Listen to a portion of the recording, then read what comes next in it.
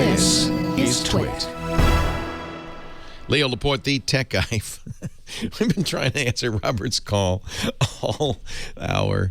Robert, you're the patientest man. Is that even a word? Hey, listen, you and Johnny and Jed are probably way more interesting than anything I have to ask. So no, actually, I like your question because this is something a lot of people probably would like to know. You're choosing a smartphone right now. You've decided on an Android phone.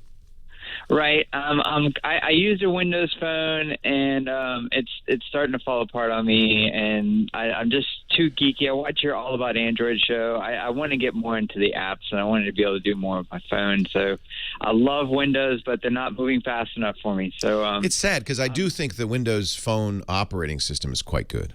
Oh, it's gorgeous, and it's so easy to use, but no apps. I'm a tinker. I'm a geek and a tinker. Yeah, so Android's better for the tinkerer. Absolutely. So I have a choice. Money is not the delimiting factor, and I'm thinking Nexus 5 or Moto X, one of the two. And I know you're in love with the Moto X. I mean, the Moto X. Yeah, I like the Moto X. So, in general, I do prefer a cleaner Android experience. Kim, cover your ears right now. She has an HTC One. She has the HTC One, which is a very nice phone. But I have to say both Samsung and to a lesser degree, but somewhat of a degree, HTC, over-customize the stuff. They put a lot of their own software on top of it. And so one of the nice things, and the reason people buy Nexus phones is they're from Google, and they really are pure Android. You don't get any customizations. Now, some customizations are good. The reason I kind of prefer the Moto X, the Nexus 5 is better in almost every respect. Better camera, better screen, probably a little bit faster hardware, better hardware. Neither one has a removable battery or room for an SD card slot, so that's a wash on the two phones. But the reason I like the Moto X is it is basically a clean Android experience, but with a few little things that do make a difference. So, for instance, the Moto X is the only phone you can say, "Okay, Google, now listen to the Rolling Stones." And it will hear me, it will interpret it, and it will actually, if everything goes right. No, it didn't do it. It's supposed to play the Rolling Stones. So about 50% of the time it doesn't work. No, there's a lot of things you can do, and that's touchless operation, which I really like. You can do that on the Nexus, but you have to touch it once. You have to swipe your finger up. Do you think that'll come later on? Do you think? No, it's a hardware thing because it won't, because it requires... it kills the battery to be listening all the time. So the Moto X has an additional low power chip that's doing the listening. It also, while it's lying there, the screen will pulse and show you notifications. There's just some nice features. It knows when you're driving. It knows when you're sleeping. It knows when you've been bad or good. So no. It knows when you're driving. It knows when you're sleeping. It knows when you're in a meeting. It will hold calls. It will answer calls. The best thing, and there are third-party apps that try to do this, but this really does it well. When I'm driving and a text comes in, it will wake up and say, "You just got a text from Kim. Would you like me to read it to you?" And it will and I'll say yes. It will read me the text, and then it says, "Would you like to reply?" And you say yes, and you can dictate a message all without touching the phone. So those are features. Needs to be a standard. Yeah, it's wonderful. Oh my goodness, it's wonderful. So if there were a lot of other customizations, Samsung-like customizations, I would say no.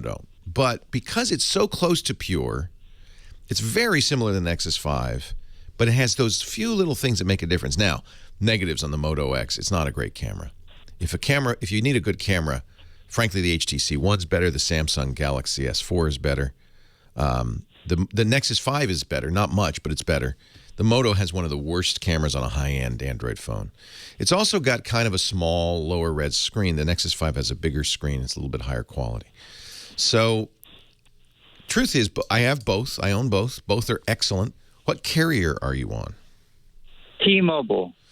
Yeah, it has to last me at least 2 years. Yeah. Well, you know there'll be a Nexus 6. The nice thing about the Nexus 5 is cheap. Yeah. You buy it unlocked, not from T-Mobile, but from Google, and then you put a T-Mobile SIM in it. Right. And so it's unlocked, which means you can travel with it, put another company's SIM in it. It's fine, no problem. You can get an unlocked Moto X, but it's a little more expensive, I think. It's like $50 more expensive. So, I think it's very close. I don't think that there's a clear winner. Either one would make you happy.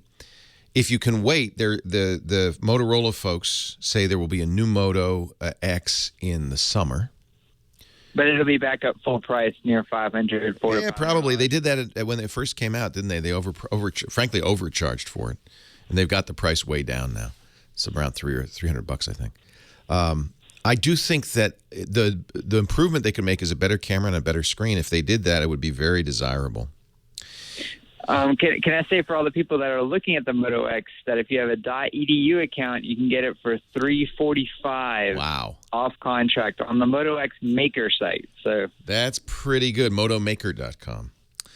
Now Google's selling Motorola to Lenovo. I don't think that's a bad thing, but that might.